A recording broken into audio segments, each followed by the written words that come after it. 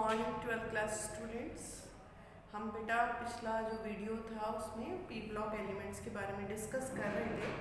ठीक है, आज उन्हीं पी ब्लॉक एलिमेंट में जो हम देखेंगे केमिकल प्रॉपर्टीज़ देखते हैं। और केमिकल प्रॉपर्टीज़ देखने से पहले कल अपन ने ऑक्सीडेशन नंबर के बारे में डिस्कस किया था, याद है आपको?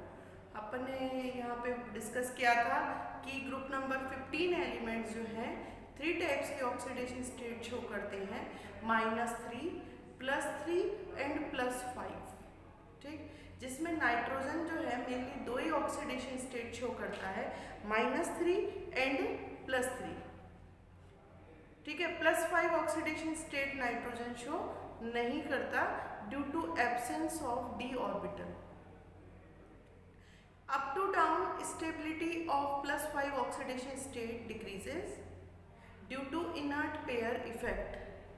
आपको inert pair effect के बारे में भी समझाया था कि जैसे जैसे हम ऊपर से नीचे आते हैं न्यूक्लियर चार्ज हैवीली इंक्रीज होता है, और इस न्यूक्लियर चार्ज के हैवीली इंक्रीज होने के कारण ये न्यूक्लियस s ऑर्बिटल के इलेक्ट्रॉन्स को टाइटली बाउंड करके रखता है, इसलिए s ऑर्बिटल के इलेक्ट्रॉन d में जंप नहीं कर पाते। और अगर जब तक ये s ऑर्बिटल के इलेक्ट्रॉन d में जंप नहीं करेंगे +5 ऑक्सीडेशन स्टेट नहीं आएगी। ठीक है बेटा, तो यहाँ तक कि हाँ आपकी बात हो चुकी है।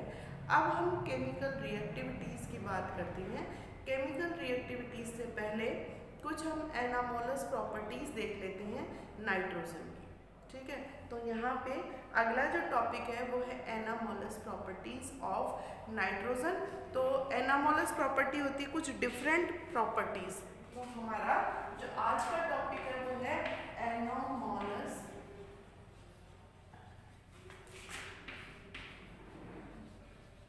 Properties of nitrogen. ठीक है बेटा, तो इन प्रॉपर्टी के बारे में हम आज एनामोलस प्रॉपर्टी के बारे में डिस्कस करते हैं कि ये एनामोलस प्रॉपर्टीज क्या क्या हैं। तो देखो, सबसे पहले नाइट्रोजन की जो फर्स्ट एनामोलस प्रॉपर्टी है वो है कि सबसे पहले नाइट्रोजन के एनामोलस प्रॉपर्टी क्यों आती है, डिफरेंट टाइप की प्रॉपर्टी क्यों शो करता है। पहला reason, first reason, due to very small size. छोटी साइज होने के कारण नाइट्रोजन एनामोलस प्रॉपर्टी शो करता है, डिफरेंट प्रॉपर्टी शो करता है। छोटा साइज होने के कारण इसकी आयनाइजेशन एंथैल्पी ज़्यादा है, इसकी इलेक्ट्रोनेगेटिविटी ज़्यादा है। ठीक है, दूसरी प्रॉपर्टी की हम बात करें, नंबर 2 प्रॉपर्टी की बात करें तो ड्यू टू रीजन ये है, due to absence of d orbital. आपको पता है नाइट्रोजन में d ऑर्बिटल एब्सेंट होता है। नाइट्रोजन का इलेक्ट्रॉनिक कॉन्फ़िगरेशन जो है वो है 1s2 2s2 2p3। ठीक है, यानी s में इस आउटर मोस्ट एनर्जी लेवल पे s में 2 इलेक्ट्रॉन है और p में 3 इलेक्ट्रॉन है। ठीक है, तो यहाँ और 2d एब्सेंट है, और अगर 2d एब्सेंट है तो यहाँ पे 3 इलेक्ट्रॉन आ जाएंगे या 3 इलेक्ट्रॉन ही चले जाएंगे। तो यहाँ से 2 ऑक्सीडेशन स्टेट शो करता है, -3 एंड +3। +5 ऑक्सीडेशन स्टेट शो नहीं करता है। थर्ड, इसकी आयनाइजेशन एंथैल्पी ज्यादा है, हाई आयोनाइजेशन एंथैल्पी। नाइट्रोजन की आयनाइजेशन एंथैल्पी इसलिए ज्यादा है क्योंकि ionization enthalpy is inversely proportional to atomic size. Size छोटी होने के कारण आयनाइजेशन एंथैल्पी ज्यादा होती है नाइट्रोजन की। ठीक है, और फोर्थ जो एनामोलस प्रॉपर्टी का रीजन है वो है हाई इलेक्ट्रो नेगेटिविटी। इलेक्ट्रोनेगेटिविटी ज्यादा होने के कारण यहाँ पे नाइट्रोजन इलेक्ट्रॉन्स को टाइटली बाउंड करके रखता है, इसलिए इलेक्ट्रॉन्स जंप नहीं कर पाते कहीं भी। तो ये 4 रीजन आपके सामने हैं जिसके कारण नाइट्रोजन एनामोलस प्रॉपर्टी शो करता है। अब एनामोलस प्रॉपर्टी शो करने के कारण कुछ एक आपके क्वेश्चंस हैं जो आपको सॉल्व करने होते हैं और उसमें बताना होता है। जैसे पहला क्वेश्चन ये है कि नाइट्रोजन डायटोमिक है और फॉस्फोरस पॉलीएटोमिक है, रीजन बताइए, पहला क्वेश्चन। तो हम क्वेश्चन पे चलते हैं और उसको यहाँ पे डिस्कस करेंगे कि इस तरह से ऐसा क्यों होता है। तो देखो इधर फर्स्ट क्वेश्चन हमारा है number 1।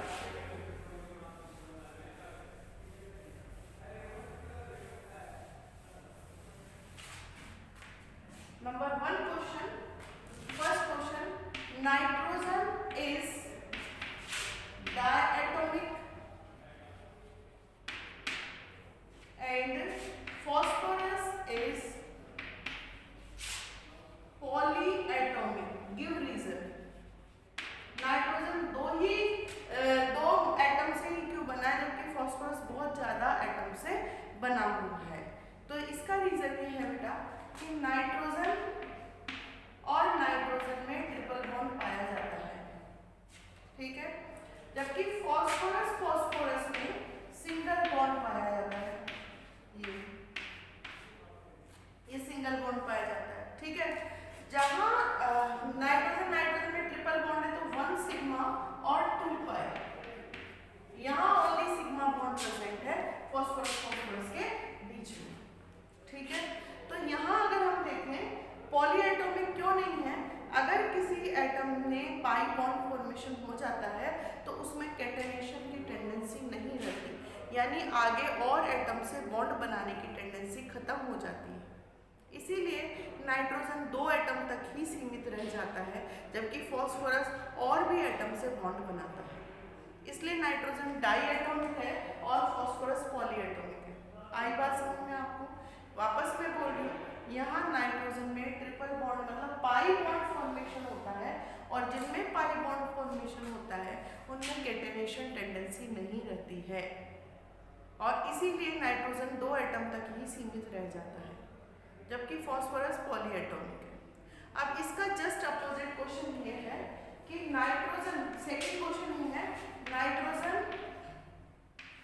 Form multiple bond, give reason, multiple bond but phosphorus do not form. Nitrogen multiple bond क्यों बनाता है? कैटेनेशन नहीं हो रहा, उसका कारण हमने ये बोला कि नाइट्रोजन मल्टीपल बॉन्ड बना रहा है इसलिए कैटेनेशन टेंडेंसी खत्म हो रही है, ठीक है। पर नाइट्रोजन मल्टीपल बॉन्ड क्यों बना रहा है और फॉस्फोरस क्यों नहीं बना रहा, इसका रीजन भी हमें समझ में आना चाहिए। तो देखो नाइट्रोजन क्यों बनाता है मल्टीपल बॉन्ड बेटा, अगर इधर देखें हम, यहाँ पे देख लीजिए आप साइड में, यहाँ पे देखना, नाइट्रोजन मल्टीपल बॉन्ड इसलिए बनाता है क्योंकि नाइट्रोजन सिंगल बॉन्ड या मल्टीपल बॉन्ड में क्यों स्टेबल है, मल्टीपल बॉन्ड इसलिए बनाता है कि 1 सिग्मा और 2 पाई बॉन्ड होते हैं। नाइट्रोजन में पाई बॉन्ड बनाने में 2p ऑर्बिटल पार्टिसिपेट करता है और 2p ऑर्बिटल की साइज स्मॉल होने के कारण ये प्रॉपर ओवरलैपिंग कर लेते हैं और ओवरलैपिंग करने के कारण ये पाई बॉन्ड फॉर्मेशन करते हैं और पाई बॉन्ड बनाते हैं, इसलिए नाइट्रोजन में मल्टीपल बॉन्ड बनता है। मल्टीपल बॉन्ड होता है कि सिग्मा बॉन्ड के साथ पाई बॉन्ड भी बन रहा है। पाई बॉन्ड क्यों बन रहा है ये क्वेश्चन पूछा गया है। पाई बॉन्ड बनने का फिर मैं वापस से रीजन बोलती हूँ कि नाइट्रोजन में पाई बॉन्ड बनाने में 2p ऑर्बिटल पार्टिसिपेट करते हैं जिनका साइज बहुत स्मॉल है, प्रॉपर साइड वाइज ओवरलैपिंग हो जाती है, इसलिए पाई बॉन्ड फॉर्मेशन होता है। लेकिन अगर हम फॉस्फोरस में देखें तो फॉस्फोरस में मल्टीपल बॉन्ड नहीं बनता है, ठीक है। इसका रीजन ये है बेटा कि फॉस्फोरस में 3p एंड 3p ऑर्बिटल काम आते हैं और 3p ऑर्बिटल की साइज बड़ी होने के कारण, डिफ्यूज होने के कारण ये प्रॉपर ओवरलैपिंग नहीं कर पाते और प्रॉपर ओवरलैपिंग नहीं करेंगे तो पाई बॉन्ड फॉर्मेशन नहीं होगा। इसलिए नाइट्रोजन ट्रिपल बॉन्ड में प्रेजेंट है जबकि फॉस्फोरस सिंगल बॉन्ड में प्रेजेंट है। समझ गए बेटा? आपको फिर दोबारा से बोल दूं कि नाइट्रोजन में पाई बॉन्ड बनने का कारण जो स्मॉल 2p ऑर्बिटल है जो परफेक्ट साइड वाइज ओवरलैपिंग कर लेते हैं, जबकि फॉस्फोरस में पाई बॉन्ड नहीं बनने का कारण यहाँ फॉस्फोरस में 3p ऑर्बिटल पार्टिसिपेट करते हैं जिनका साइज बड़ा है, और बड़ा साइज होने के कारण ये प्रॉपरली ओवरलैपिंग नहीं कर पाते हैं साइड वाइज, इसलिए पाई बॉन्ड फॉर्मेशन नहीं होता है। ठीक है, आई बात समझ में। अब नेक्स्ट क्वेश्चन आता है, नाइट्रोजन जो है वो गैस है और फॉस्फोरस सॉलिड है, इसका रीजन बताइए। तो देखिए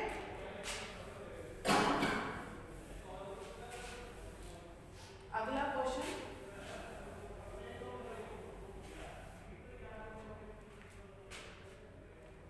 थर्ड क्वेश्चन जो इस टॉपिक में से बनता है नाइट्रोजन इज गैस, ठीक है, but phosphorus is solid, due reason, ये आपसे पूछा जाता है। देखो नाइट्रोजन में देखें तो एक नाइट्रोजन एटम का दूसरे नाइट्रोजन एक नाइट्रोजन मॉलिक्यूल का दूसरे नाइट्रोजन मॉलिक्यूल के साथ में सिर्फ और सिर्फ weak van der Waals force होता है, और weak van der Waals force होने के कारण ये मॉलिक्यूल एक दूसरे से दूर रहते हैं, और दूर रहने पे इनके बीच में गैसियस स्टेट प्रोड्यूस होती है। तो नाइट्रोजन अगर आपसे पूछे नाइट्रोजन गैस है, इसका रीज़न बताओ, तो नाइट्रोजन मॉलिक्यूल के बीच में weak van der Waals force होता है, और weak van der Waals force के कारण ये मॉलिक्यूल दूर दूर रहते हैं। ठीक है, लेकिन फॉस्फोरस मॉलिक्यूल में ऐसा नहीं है। फॉस्फोरस में 4 एटम एक दूसरे के साथ रहते हैं, बॉन्ड बनाते हैं, इनका मॉलिक्यूलर मास ज़्यादा हो जाता है, और मॉलिक्यूलर मास ज़्यादा होने के कारण ये सॉलिड स्टेट में आ जाते हैं। तो यहाँ नाइट्रोजन को लेके एनामोलस प्रॉपर्टीज आपको समझ में आ रही है। अब आपसे अगला क्वेश्चन ये पूछा जाता है कि नाइट्रोजन की कोवैलेंसी मैक्सिमम 4 है, 5 नहीं है, इसका रीजन बताइए। तो कोवैलेंसी को लेके हम यहाँ डिस्कस करेंगे कि नाइट्रोजन को कोवैलेंसी मीन्स कि 4 साइड ही बॉन्डिंग बनाते हैं, ज़्यादा बॉन्डिंग नहीं बनाते। तो देखो नाइट्रोजन और फॉस्फोरस दोनों की मैं बात कर लेती हूँ, दोनों को आपको समझ में आएगा। नाइट्रोजन में 1s2 2s2 2p3, ठीक है, और फॉस्फोरस है आपका 1s2 2s2 2p6 3s2 3p3, ठीक है। नाइट्रोजन में हम देखें तो s में 2 इलेक्ट्रॉन और p में 3 इलेक्ट्रॉन, ये है नाइट्रोजन, और 2d ऑर्बिटल एब्सेंट होता है, ठीक है। फॉस्फोरस में देखें तो ये 3s ऑर्बिटल 2 इलेक्ट्रॉन, फिर 3p में 3 इलेक्ट्रॉन, और 3d ऑर्बिटल प्रेजेंट है पर वो वेकेंट है, 3d ऑर्बिटल प्रेजेंट है पर वेकेंट है। अब देखो नाइट्रोजन की मैक्सिमम वैलेंसी 4 क्यों होती है, उसका रीजन सुनना। 4 बॉन्ड कैसे बनेंगे, यहाँ 3 तो शेयरिंग से बन जाएंगे, इलेक्ट्रॉन आके शेयरिंग करेंगे, और एक कोऑर्डिनेशन बॉन्ड बन सकता है, ये किसी को अपने इलेक्ट्रॉन पेयर डोनेट कर दे। तो मैक्सिमम नाइट्रोजन के पास में 4 बॉन्ड बनाने की कैपेसिटी है, 3 भी बनते हैं और 4 भी बनते हैं, ठीक है। लेकिन फॉस्फोरस में देखो तो 3 बॉन्ड तो बनने ही बनने हैं, वहाँ से मैक्सिमम का मतलब है ज़्यादा से ज़्यादा। अगर यहाँ से एक इलेक्ट्रॉन जंप करके यहाँ चला जाए तो अब 5 साइड से बॉन्ड फॉर्मेशन हो सकता है, यानी फॉस्फोरस की कोवैलेंसी 5 हो सकती है, क्योंकि यहाँ d ऑर्बिटल प्रेजेंट है, और d ऑर्बिटल प्रेजेंट होने के कारण नाइट्रोजन फॉस्फोरस का जो s ऑर्बिटल का इलेक्ट्रॉन है वो जंप करके d ऑर्बिटल में आ सकता है। 5 अनपेयर्ड इलेक्ट्रॉन हो सकते हैं, और अनपेयर्ड इलेक्ट्रॉन्स के पास और इलेक्ट्रॉन शेयरिंग करके बॉन्ड बना सकते हैं। लेकिन नाइट्रोजन में इसलिए नहीं होता क्योंकि यहाँ d ऑर्बिटल ही एब्सेंट है, इसलिए इलेक्ट्रॉन्स जंप नहीं कर पाते और 5 कोवैलेंसी नहीं आती है। तो आपको यहाँ नाइट्रोजन को लेके एनामोलस प्रॉपर्टी समझ में आई होगी, ठीक है।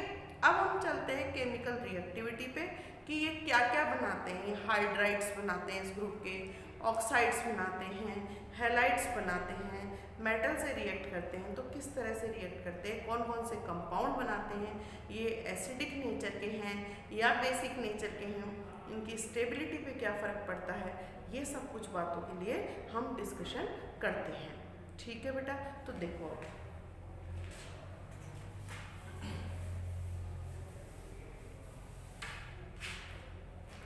तो नेक्स्ट टॉपिक की हम बात करते हैं। ये एनामोलस प्रॉपर्टीज कंप्लीट हो गया है आपका, एनामोलस प्रॉपर्टी कंप्लीट। अब हम बात करते हैं केमिकल प्रॉपर्टीज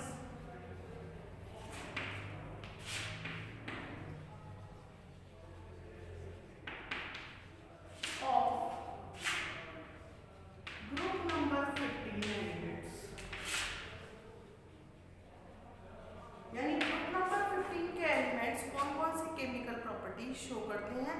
तो देखो सबसे पहले ये फर्स्ट प्रॉपर्टी की बात करूं तो ये हाइड्राइड्स बनाते हैं, हाइड्राइड्स, हाइड्राइड्स यानी हाइड्रोजन से रिएक्ट करते हैं, और हाइड्रोजन से जब रिएक्ट करेंगे तो नाइट्रोजन बनाएगा NH3, फास्फोरस बनाएगा PH3, आर्सेनिक बनाएगा AsH3, फिर एंटीमनी हाइड्राइड और टिन हाइड्राइड, ये इतने हाइड्राइड बनते हैं इस ग्रुप में। ठीक है, अब हम बात करें स्टेबिलिटी की। Up to down stability of hydrides decreases. क्यों decreases? Due to increases bond length. यहाँ पे अगर हम देखो नाइट्रोजन हाइड्रोजन से जब बॉन्ड बनाता है तो नाइट्रोजन की साइज भी स्मॉल है और हाइड्रोजन की साइज भी स्मॉल है, तो यहाँ जब बॉन्ड बनता है तो उसकी बॉन्ड लेंथ एक ही रहती है। लेकिन जैसे जैसे हम ऊपर से नीचे आते हैं एटॉमिक साइज इंक्रीज हो रहा है, और एटॉमिक साइज जब इंक्रीज होता है तो बॉन्ड लेंथ भी इंक्रीज हो जाती है। मान लो एंटीमनी है, एंटीमनी का साइज ये और हाइड्रोजन का साइज ये बॉन्ड लेंथ बढ़ गई, एंटीमनी हाइड्रोजन। अच्छा, बिस्मिथ की बात करें तो और बड़ा हो गया एटॉमिक साइज, और हाइड्रोजन में बॉन्ड लेंथ और बढ़ गई, एंटीमनी हाइड्रोजन, बिस्मिथ हाइड्रोजन। और जैसे जैसे बॉन्ड लेंथ इंक्रीज होती है स्टेबिलिटी डिक्रीज होती जाती है, यानी सिंगल बॉन्ड का साइज जितना बढ़ता जाएगा स्टेबिलिटी डिक्रीज होती जाएगी, इजीली बॉन्ड डिसोसिएशन होने लग जाएगा। थोड़ी सी एनर्जी देने से बॉन्ड टूटने लग जाता है जैसे जैसे साइज बड़ा होता है। तो मैं हाइड्राइड्स के लिए अगर बोलूं तो मैं ये बोल सकती हूँ कि up to down stability of hydrides decreases due to increases bond length and due to decreases bond dissociation enthalpy between element and hydrogen. अच्छा, तो ये समझ में आ गया कि हाइड्रोजन की हाइड्राइड्स की stability up to down decrease हो रही है। ठीक है, अगर हाइड्रोजन की stability up to down decrease हो रही है तो यानी इजीली H एटम्स इजीली बाहर निकलेंगे, लूज हो जाएंगे, और अगर लूज होते हैं अप टू डाउन यानी एसिडिक कैरेक्टर इंक्रीज होता है। ठीक है, एसिडिक, और मैं उल्टा यूँ बोल दूँ कि बेसिक कैरेक्टर सबसे ज़्यादा इसका है, तो इसका रीज़न सुन लो क्यों है इसका बेसिक कैरेक्टर। नाइट्रोजन की इलेक्ट्रोनेगेटिविटी ज़्यादा है, इसलिए ये इलेक्ट्रॉन्स को अपने साथ बांध के रखता है और यहाँ इलेक्ट्रॉन की डेंसिटी बढ़ जाती है। इसीलिए नाइट्रोजन, अमोनिया जो है बेसिक नेचर का है, और ऊपर से नीचे आते हैं तो इलेक्ट्रोनेगेटिविटी कम हो रही है। बिस्मिथ जो है वो इतना इलेक्ट्रॉन्स को बांध के नहीं रखता है क्योंकि इसका खुद का साइज बड़ा है, न्यूक्लियर चार्ज बाहर इलेक्ट्रॉन तक नहीं आ पाता। वैसे भी इलेक्ट्रोनेगेटिविटी कम है तो यहाँ इलेक्ट्रॉन की डेंसिटी कम हो जाती है और बेसिक कैरेक्टर कम हो जाता है। अच्छा, रिड्यूसिंग स्ट्रेंथ की बात करें, अगर हाइड्रोजन प्रोवाइड करने की टेंडेंसी बढ़ती जाएगी तो रिड्यूसिंग कैरेक्टर भी बढ़ते जाएंगे। आपने अभी सीखा है कि हम ऊपर से नीचे चलते हैं, हाइड्राइड्स की स्टेबिलिटी कम होती है यानी हाइड्रोजन जल्दी लूज होता है, यानी ये हाइड्रोजन अगर जल्दी लूज होगा तो ये दूसरों को जल्दी प्रोवाइड करेगा, इसकी रिड्यूसिंग स्ट्रेंथ जो है वो अप टू डाउन इंक्रीज होगी, यानी दूसरों का रिडक्शन करने की टेंडेंसी बढ़ती जाएगी अगर मैं इस ग्रुप में ऊपर से नीचे चलती हूँ। ठीक है, तो यहाँ आपको हाइड्राइड्स की स्टेबिलिटी के बारे में देखो, हाइड्राइड्स की स्टेबिलिटी के बारे में पता चला कि अप टू डाउन हम चल रहे हैं, स्टेबिलिटी ऑफ हाइड्राइड डिक्रीज हो रही है due to increase bond length, पहली बात। दूसरा, अप टू डाउन चल रहे हैं, एसिडिक कैरेक्टर इंक्रीज हो रहे हैं, बेसिक कैरेक्टर डिक्रीज हो रहे हैं। बेसिक कैरेक्टर क्यों डिक्रीज हो रहे हैं? क्योंकि नाइट्रोजन की इलेक्ट्रोनेगेटिविटी ज़्यादा होने के कारण ये इलेक्ट्रॉन्स को बांध के रखता है, इलेक्ट्रॉन की डेंसिटी ज़्यादा रहती है, और जहाँ इलेक्ट्रॉन की डेंसिटी ज़्यादा है वो बेसिक नेचर के होते हैं, लेविस बेस होते हैं। लेकिन हम ऊपर से नीचे आते हैं, एटॉमिक साइज बढ़ता जाता है, इलेक्ट्रोनेगेटिविटी कम होती जाती है, और ये इलेक्ट्रॉन्स को अच्छे से बांध के नहीं रखते हैं, और जब इलेक्ट्रोनेगेटिविटी कम हुई तो बेसिक नेचर भी कम होता जाता है। ठीक है, अब बात आती है रिड्यूसिंग स्ट्रेंथ की। जब हम कह रहे हैं ऊपर से नीचे स्टेबिलिटी डिक्रीज होती जा रही है, हाइड्रोजन जल्दी लूज हो रहा है, तो ये दूसरों को प्रोवाइड भी जल्दी करेगा, यानी खुद का जो रिड्यूसिंग स्ट्रेंथ की जो पावर है वो इंक्रीज होती जाएगी। तो यहाँ हम हाइड्राइड्स के बारे में पढ़ चुके हैं। ठीक है, अब हम नया टॉपिक स्टार्ट करेंगे, ऑक्साइड्स। इस ग्रुप के ऑक्साइड्स का नेचर कैसा होता है। ये वीडियोस आप लगातार देखोगे तो आपको कंटिन्यूअसली जब टॉपिक समझ में आएंगे तो पी ब्लॉक इजीली समझ में आ जाएगा।